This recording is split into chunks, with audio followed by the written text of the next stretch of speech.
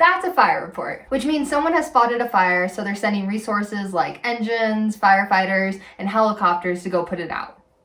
One thing I learned a few years ago was that these wildfires aren't always put out with water. They use retardant, which is a mixture of water and chemicals, tools to remove grass and organic matter, and saws to cut down trees.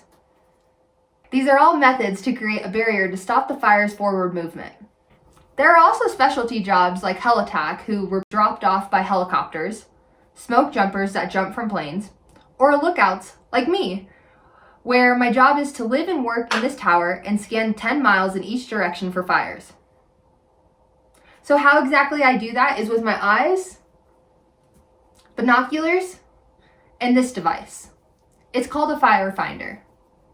And how it works is if I spot a smoke column like I did this morning, woke up and I saw this little smoke column, then I use my binoculars to get a better view of it.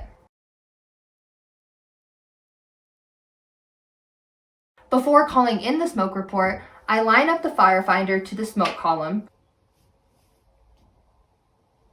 I look through this slot and align the smoke column with the crosshairs.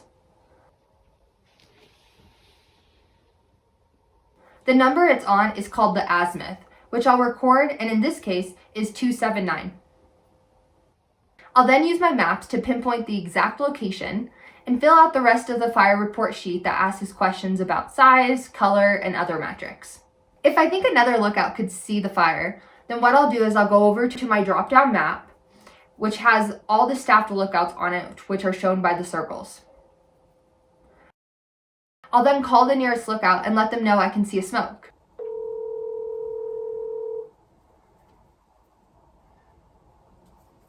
Hello. Hey, Dodger. And if that lookout can see it, what I'll do is I'll go over to my drop-down map, and since each lookout has a circle, as long as the 0 is pointed to north, I can put whatever azimuth I got from the fire finder on the drop-down map. And then I can use the other person at the lookout's azimuth to pinpoint exactly where the fire is located. After that, I'll call the report into dispatch. Grangeville, Slate Point on Slate Point.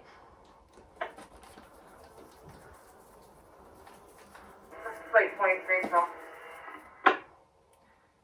I have a smoke report when you're ready. And then I'm done, and I go back to scanning the area. There's sometimes a follow-up from dispatch if the firefighters need help, but mostly that's the extent to what I have to do. If you think this is something you'd be interested in doing, you can go to usajobs.com and type in forestry technician-lookout. I'd recommend using the filters to select your specific area. Normally application cycles are anywhere between October and November, so make sure you apply before the deadline. And if you have any more questions about the process or the position, feel free to email me at donnazahner.com.